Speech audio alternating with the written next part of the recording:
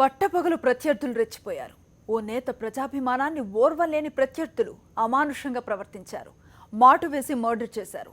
కర్నూలు జిల్లా పత్తికొండ నియోజకవర్గ వైఎస్ఆర్సీపీ ఇన్ఛార్జ్ చెరుకులపాడు నారాయణ రెడ్డిని, ఆయన ప్రధాన అనుచరుడు సాంబశివుణ్ణి ప్రత్యర్థులు దారుణంగా హతమార్చారు. ట్రాక్టర్లతో అడ్డుకొని బాంబులు, కత్తులతో దాడి చేసి ప్రాణాలు తీశారు. వెల్దుర్తి మండలం కృష్ణగిరి సమీపంలో ఈ దారుణం చోటు చేసుకుంది. కర్నూలు జిల్లాలో దారుణ హత్యలు. వైఎస్ఆర్సీపీ నేత చెరుకులపాడు నారాయణరెడ్డి అనుచరుడు సాంబశివుడిపై వేట కొడవళ్లతో ప్రత్యర్థుల దాడి. పెళ్లికి వెళ్లి తిరిగి వస్తుండగా కృష్ణగిరి వద్ద అటాక్. కిరాతకంగా నరికి చంపిన దుండగులు. ప్రభుత్వ పెద్దల హస్తం ఉందంటున్న వైఎస్ఆర్సీపీ నేతలు. తెలుగుదేశం ప్రభుత్వం హయాంలో హత్యలు సర్వసాధారణమైపోయాయి. కర్నూలు జిల్లాలో ప్రత్యర్థుల దాడికి వైఎస్ఆర్సీపీ నేత చెరుకులపాడు నారాయణరెడ్డితో పాటు ఆయన అనుచరుడు సాంబశివుడు దారుణ హత్యకు గురయ్యారు. చెరుకులపాడులో పెళ్లికి వెళ్లి తిరిగి వస్తుండగా వెల్దుర్తి మండలం కృష్ణగిరికి రాగానే ప్రత్యర్థులు పంజా విసిరారు.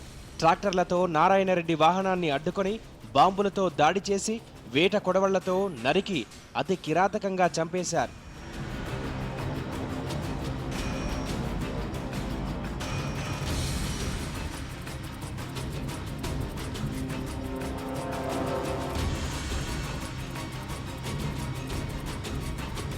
నిజానికి ఏడాది కాలంగా నారాయణరెడ్డిని ప్రత్యర్థులు టార్గెట్గా పెట్టుకున్నట్టు తెలిసింది.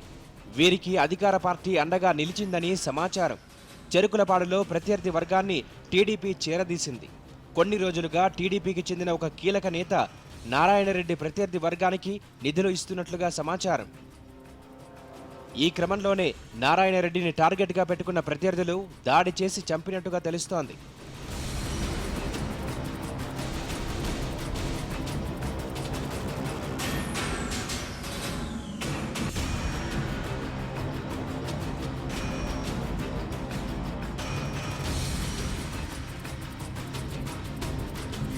జంట హత్యలతో ఉలిక్కిపడ్డ జిల్లా పోలీసు యంత్రాంగం అప్రమత్తమైంది. జిల్లా ఎస్పీ రవికృష్ణ, ఇతర పోలీసు ఉన్నతాధికారులు ఘటనా స్థలానికి వెళ్లి పరిశీలించారు. హత్యలపై ఆరా తీశారు. హంతకులను పట్టుకునేందుకు ప్రత్యేక బృందాలను ఏర్పాటు చేశామని చెప్పారు. ప్రత్యేకంగా బృందాలు ఫామ్ చేయడం జరిగింది. డిఎస్పీ డోన్ బాబా ఫక్రుద్దీన్ ఆధ్వర్యంలోని బృందాలు పనిచేస్తున్నాయి. ఖచ్చితంగా దోషుల్ని పట్టుకుని ఏ విధంగా ఈ హత్యకు పాల్పడ్డారో అన్ని కోణాల్లో కూడా దర్యాప్తు నడుస్తుంది. త్వరలోనే మీకు పూర్తి వివరాలు అందజేస్తాం. గత ఎన్నికల్లో పత్తికొండ నియోజకవర్గం నుంచి టీడీపీ సీనియర్ నేత కేఈ కృష్ణమూర్తిపై పోటీ చేసి నారాయణరెడ్డి ఓటమి పాలయ్యారు.